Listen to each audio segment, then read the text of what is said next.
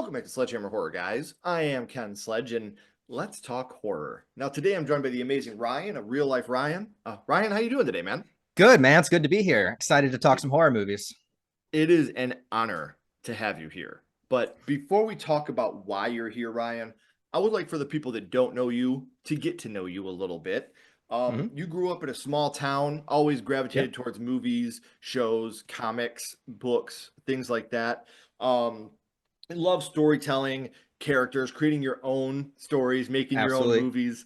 Um, what I love about that is when we were young and we were making movies, I'm a little older than you, I'm sure, but you had it on a VCR tape, man. Like, Oh, absolutely, absolutely. or you Yeah, had the mini DV ones that you'd put inside the big VHS one. So yeah, you didn't get to go back and just edit. You had to rewind that shit and go again and hope you didn't miss part of the conversation in the yeah. first It was place. a slow evolution. You start with a giant camcorder on your shoulder, then you got the mini Yeah. DV tapes, then it was digital, and then finally down to like SD cards. Right. Yes. And to where we are at today now. Yeah. Um, you spent a lot of time making short films, creating your own stories, and you've always uploaded on YouTube, but you didn't take it seriously until about 2014. So, Yeah. what gave you that drive to finally say, you know what, I can do this. This is what I want to do? Honestly, what it was, and it's weird, but like I just saw so many other people doing it, and I was like, these people are doing very well on YouTube, and they're doing the same exact things I do. It's just I'm not recording myself. What is wrong with me? So like I always use YouTube to upload whatever I had at the time, or if I made like a silly short video or something like that. But I was really inspired by like a lot of the movie review channels of like the mid 2010s era, like early Chris Stuckman, early, John Flickinger stuff like that. Yeah, Those guys were doing things that I was like, I mean, I can talk about all the same things. So why don't I just try to do it? It's also a weird pivotal time in life. I was in my mid 20s and I was just kind of like trying to figure out what to do and, scrambling through things. And so I just was like, you sure. know what? I'm going to work my jobs, do everything that I possibly can, but I'm just going to make sure that I upload consistently. I'm just going to Mhm. try to like jump into this and see what happens. And it worked out very well for you. I mean, Real Life Ryan started as like a side vlog channel, Yeah. and then that turned into your main channel around 2019 when you started covering manga, Berserk, Yep. especially. Learning why Yeah. people were clapping demon cheeks and things of that nature. I Um, know that video is it's a blessing and a curse. I get it, man. I get it. Um, Yeah. but like I said, you kept going and you do a variety of things. And this is we were talking before we were recording, and something I really truly admire is your ability to do anime, horror, books, retrospectives, tier lists, anything that you want to do, you can do. You haven't written yourself into a corner, with anything like that. So and we talked a little bit about how that can be a blessing and a curse as well when you have so much to cover. So how Yeah. do you manage covering so many different things that you're such a fan of? I think for me, I just find that I have to be really interested and really passionate about what I'm doing and talking about, because if I'm not only do I feel like that shows, to the audience, like Sure. I feel like you can feel it. Like when you watch channels and you can tell people aren't really into the things they're talking about. Like I always sense some kind of disconnect with that. You know what I mean? Sure. And so I always just want to talk about whatever I find really interesting at that point in time. Covering the manga series Berserk, which is sort of horror adjacent. It's like a dark fantasy, like Game of Thrones ish sort of Yeah. series, medieval fantasy. But when I was going through that, I spiked up an audience from that series, and then explored like other manga and stuff that I found interesting. But the entire time, I was still uploading movie reviews. I was still talking about books. I was still talking about this and that. Like I just love storytelling in general, and if I can latch onto something, I have this eagerness to talk about it. I'm just like, here is the thing that I like. I Sure. don't know if I might come from being like an only child or something. I'm just like, I have no one to talk to. I have to like just express this to anyone that will listen. Well, something you nailed on the head is Yeah. people could tell when you're not genuine. Yeah. And when you really love something and it's that infectious, people feel that. And we can feel it with your videos. Your love of what you're doing causes that infectious to where you want to go and check this stuff out as well. So if you guys haven't, I do have all of Ryan's social media links as well as YouTube links down in the description. So please make sure you're following him on social media. Make sure that you are subscribing to the YouTube channel. I promise you are not going to regret it. So we know that you do all these different things through the channel, and a lot of it is horror oriented. So in Mhm. order for you to do that, Ryan, horror had to start for you somewhere. So now, my friend, I would like to go back to the past and talk about what got you started in the horror genre, your first horror movie. And Yes. Ryan, the first horror movie you watched was Okay, so this was a really hard question to answer because I really feel like a lot of it was like a slow rollout of horror for me. sure. Because as a kid, I always liked things that were spooky. I watched like Scooby Doo and Hmm. Casper and like all that kind of stuff. Was into like dinosaurs and monsters and stuff. But the first horror movie that I really remember that I watched, all the way through that affected me, that gave me nightmares was absolutely it was Child's Play 2 was was the movie. So many scenes from that movie are just burned into my childhood mind, Hmm. and I was terrified of Chucky for years and years. Like it probably wasn't until I was like a late teenager that I finally got around to being like, okay, maybe I should actually watch the movies again. Maybe they're not quite as scary as I remember, but as a Right. kid, holy crap, that Yeah, movie man. scared the bejesus out of me, man. Well, and coming from someone who Child's Play is my favorite horror franchise. Oh, fantastic. Um, yeah, Child's Play to me is so special, and I Yeah. love it so much. But before we dive into Child's Play 2, Yeah. there's another movie I kind of wanted to talk about a little bit first. There's another movie Mhm. that really kind of sparked your love of the horror genre. Do you want to Yes. talk a little bit about that? Yeah. Okay. So I feel like it's a little bit of like different eras because Child's Play 2 is definitely like a core childhood memory, absolutely Yeah. for me.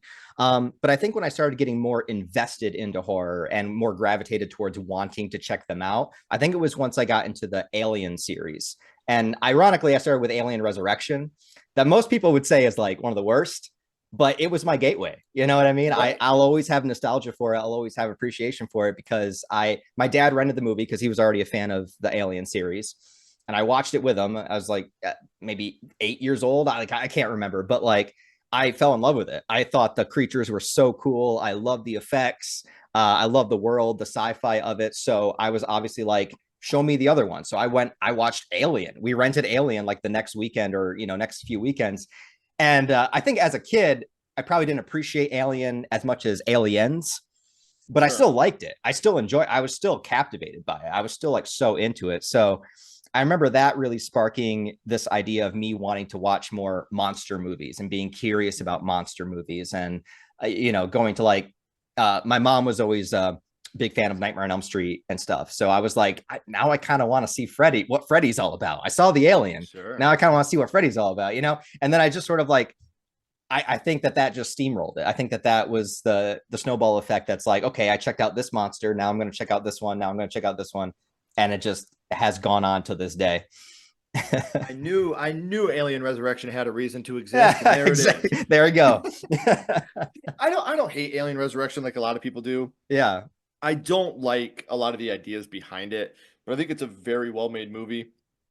Obviously having, the Ripley xenomorph thing happening is kind of just like, yeah. I get again, sort of like a guilty pleasure at this point. oh yeah. Oh, It's like I enjoy the action and absurdity of it, but if I'm gonna pick an alien movie to watch, it's gonna be one or two. It's gonna be right. the first two for sure. Right. But see, and I can't talk shit because I like Alien 3. I know a lot of people are like, dude, really? But I have fun with it. Right. Like you said, it's a guilty pleasure. I Yeah. can shut my mind off and just have a good time watching Alien 3. And it has one of my favorite shots in the whole franchise. The alien right up in her face, and the alien can't do nothing because Yeah. she has the xenomorph inside her.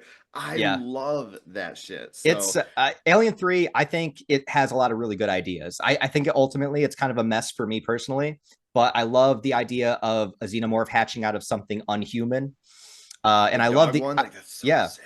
and I love the ending too. The self sacrifice of Ripley is really Yeah. good. Yeah, screaming at her, "Don't do it!" And you have Hmm. that pop out, right? Oh God, it's Yeah, so good. yeah, But we're not here to talk about me or Alien 3. We're here to talk about you and Child's Play 2. So yes, obviously, yes, being your first horror movie, this had such an impact. But do you remember? I know you said you were very young when you yeah. watched this for the first time. Do you remember about how old you were? I can't remember exactly. It was definitely before like the alien obsession and stuff. So maybe I might have been like 5 or 6 years old. like Yeah. really young. I And don't know why my parents let me watch it. I'll have to talk to my mom about that because I still don't understand. Um, but I think the thing about that movie, there's multiple things about that movie that stick out to me, but I think yeah. one is because Andy is a child also. So watching it as a kid, you know, you relate to Andy and it makes it that much scarier. I love the fact that you brought that up because you're Yeah. watching a peer go through something that you're already terrified of. Yeah, and that's what, and it's like the little things in the movie too, like the scene where Chucky writes the like "fu" to the teacher on the on his tests. As a kid, I was like, oh my god, like how would I get out of that? Like how would I explain to the teacher that I didn't do that? You know, I would think about those things. Um, and the other thing, like specifically for me, is that okay, I don't know why again, but my mom had this creepy freaking doll that we had in our house, and it didn't look anything like Chucky, but it was just creepy. It was just those old, Sure. like, you know, porcelain doll, like blank eyes, you know.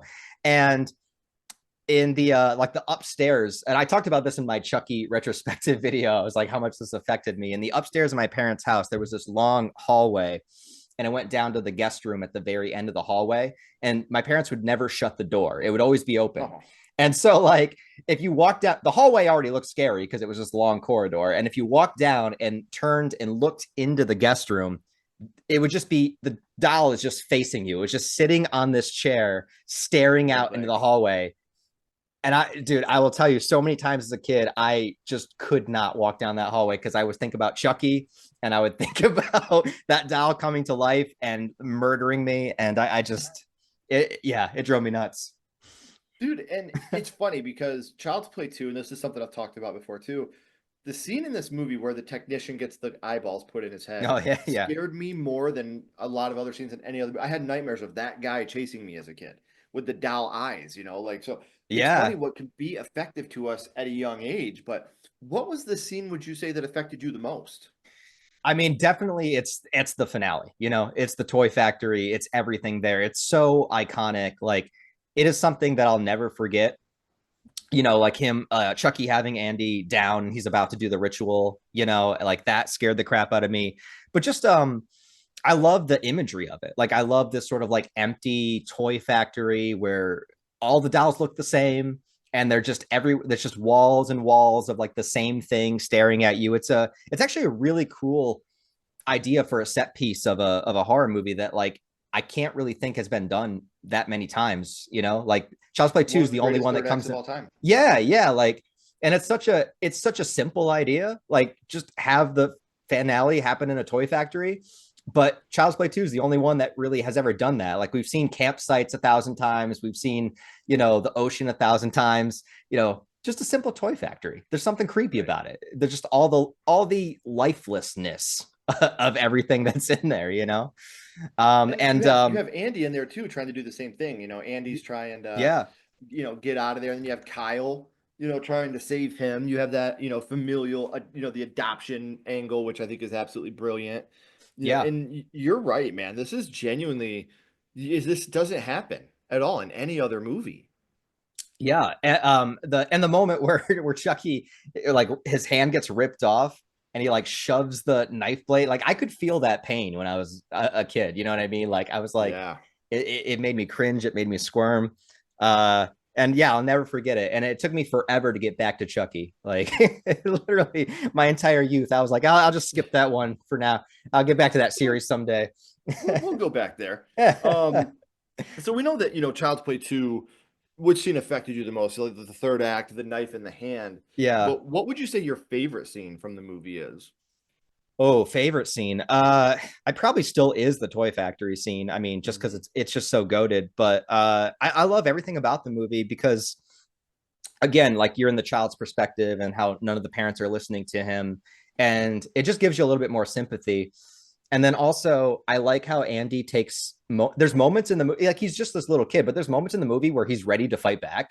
Like when he Oh goes down yeah. in the basement with the turkey cutter, I'm just like, go get him, dude. Like, go mess him up. You Like, badass, yeah, Andy. yeah. Because in the first movie, he's just, you know, he's just a kid. He really is just a kid. And the second one, he does try to fight back a little bit, and I appreciate that. You know. He's like, I've been here and I've done this, bro. I'm Yeah, ready. yeah, Uh, So as horror fans, we do love the kills, Ryan. You know, that's something that we gravitate towards. So Yeah. which kill from Child's Play 2 would you say was your favorite? Oh, oh man. I do like the stepfather one is good. Like, how's it hanging or whatever. How's it hanging, Phil?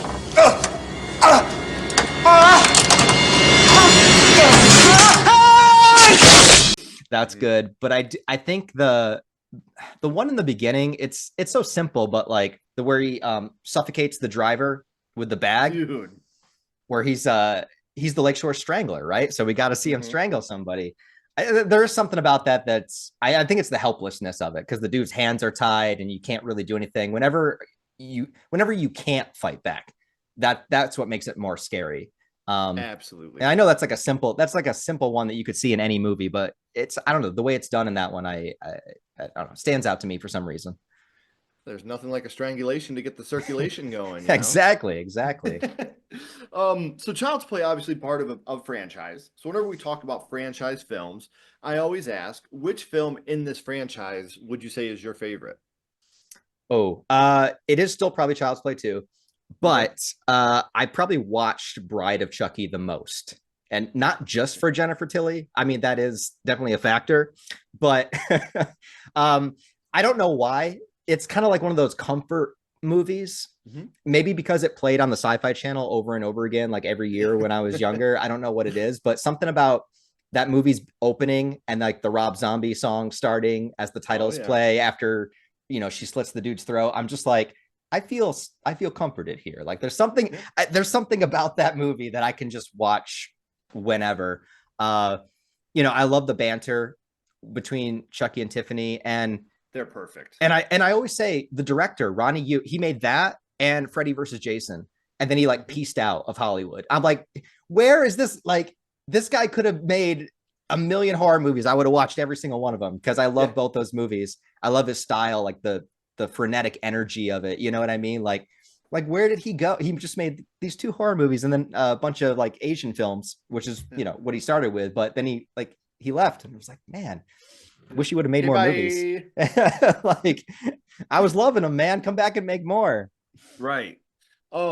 So we usually when I talk about somebody's first horror movie, we talk about, because in Hollywood right now, requels, remakes, sequels, it's kind of all the rage. We did get a Child's Play remake in 2019, and we did get a soft reboot with the TV show, the 3 seasons Yeah. we had of the TV show. So, did you see the remake movie and the TV show? And if so, what were your opinions on those?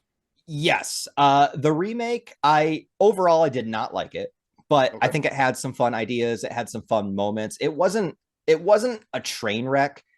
It just wasn't Chucky. I feel like they Right. should have named it something else, retitled it, because Chucky is not just the idea of a doll coming to life. Chucky is a personality. It's Charles Lee it's Ray. it's a character, right? Mm-hmm. Because I'm a big Evil Dead fan and I like the Evil Dead remake, but one of the reasons why I like it is because they didn't use Ash. Like Right. they created their own story. They did something different with it. And I feel like if you are going to use the character, like if you are going to use Chucky, it should be Chucky and not just an AI machine. Having said that, I think the movie's okay. It's like a rainy Wednesday afternoon watch, like, Yeah. nothing special, but it's okay. Um, and as far as the TV show goes, I'm a bit mixed on it. Like, there's a lot of things that I like. I think the kills are amazing. I like what they were able to do with it. And I love bringing back a lot of the past characters. I love seeing Andy and Kyle, as sort of like the duo team going around and hunting the Chuckies. And I like that Mancini was able to do things that he couldn't do in the movies. Like, he was able to do Sure. ideas of having all the multiple Chuckies and doing different things with it. But I was always more attached to the side characters than the main cast, like the main Yeah. three kids. I'm not saying they're bad, but like after the first season, I was kind of over them. Like I was Mhm. more into the Nika storyline. I was more into the Andy Tiffany storyline. It's just I think after a while, I kind of wish that it, moved on from the main trio a little bit. But that's just my opinion. I wanted more Andy personally. Yeah, yeah, I can never absolutely, have too much Andy. absolutely. And for repeat viewers of the show, sorry you got to hear this again, but Ashley and I have said for years that all you had to do was name the remake Buddy from the world of Child's Play, and it could have changed everything. Yeah. Everything could have changed if you just did that. You didn't have to name the doll Chucky. You didn't have to make this abomination that sort of looks like our buddy Charles Lee Ray. Um, because I thought the kills in that movie were fantastic. I thought the storyline was fine. Yeah. Like you said, there was nothing about it that was Chucky, and Yeah. that's where I was bothered by it. So, I agree. I agree obviously, completely. yeah, being a big fan of Child's Play, I could talk about Child's Play 2 all day, but here for a second, I do want to throw a little bit of a curveball at you. Yeah. My little buddy Ghostface is here, and he has a question for you. All right. What's your favorite scary movie, Ryan? And what is your My favorite horror movie? my favorite movie of all time is the original Evil Dead. Okay. It is. It just everything about it. It inspires me to want to make movies to begin Yeah. with, but then also I love the griminess to it, kind of like the original Texas Chainsaw Massacre, where it's just gritty, grimy. It feels dirty. It feels filthy. Lived in. And I really appreciate how it's like it's just a bunch of kids in their early 20s going out to the middle of the woods with just nothing at all, just one camera, a barrel of blood, and just trying to make the scariest movie that they possibly can. And I don't know, I respect that. I love all the Evil Dead movies, but Yeah. there's something very special about that original one for me. I love the way the atmosphere of the woods. Like I love the fog. I love the full moon superimposed above the camera, the way that it looks. Like everything about it. Bruce Campbell, obviously legend. Um, yeah, it's perfect to me. I can watch it anytime. And I was gonna say that movie is imperfectly perfect. Absolutely, Like absolutely, yeah. the things that they left in, the things like you have the one scene where you could see the guy in the background, one of the crew members when they're driving over the bridge, walking out and then ducking back behind. Yeah, Like yeah, yeah. I love that type of stuff. Yeah, same. And how they didn't have people, like they had to have people stand in for dead bodies and stuff, like the fake Mhm. Shemps famously. Yeah. Yeah, but I just love the passion. Again, goes back to the passion and perseverance that they had to make it. Like they didn't have anything, they didn't have a studio budget. I mean, they had funding, but like they really just put their all into it. And I think it shows. I think you can tell watching it that like the people that are making it are trying their damnedest to make the best thing they can with what they have. Yeah. Yeah. And it's God, Evil Dead is in my top three favorite franchises of all time. I talk about this Hell all the yeah. time. For me, it goes Child's Play, and then it's 2A and 2B essentially, and that's Evil Dead and Scream. Like to me, like those are the three. And I could put Saw up there. I think the Insidious franchise is great. Mm. Final Destination's a great one, but there's something special about those top three to me that I think are just, they're going to outlive me with how amazing they are, obviously. And I think that they're going to, we're still getting movies from those franchises now. So, Yeah. And I would say most of those don't really have bad movies in them. Like, no. they didn't go as far down as some of the other horror series. Like Evil Dead, I think every movie is good. I mean, Seed of Chucky, maybe not as good, but like, it's At still a least it guilty has pleasure. dynamite kills, man. Absolutely, yeah. It's still a guilty pleasure. But yeah, I mean, I think that all of those are solid all the way through. Funny enough, my least favorite Evil Dead movie is the first one. And that's not a jab at the first one. It No, no, honestly, I yeah, think no. the first one is still absolutely beautiful and amazing and perfect, but the other ones just, they speak to me a little bit more. Yeah, Like Evil Dead 2 is my type of horror movie with the horror comedy together and absolutely. then the Evil Dead remake you're talking about, There's No Ash. The first time we watched it, I totally thought Lou Taylor Pucci, Eric, the long-haired guy with the glasses, I thought he was going to be our Ash character Yeah. because in the first Evil Dead movie, you have, Bruce Campbell's kind of a bitch throughout Yeah. that whole movie, and then Scotty's holding it down. yeah, Scotty is, man. And I thought that Eric was going to be that guy where he was Yeah. like, scared the whole time and then mans up at the end and takes everybody out. But man, I'm not gonna lie, Mia killed it. Yeah. Yeah. Mia did the damn thing. That is Um, one of those movies where I had to eat my words so bad because I love the Evil Dead series. I was like, F this remake. This is stupid. Why are they remaking it? mhm. I went to the theater like an angry old man. I was like, why am I even here? Like, what am I doing?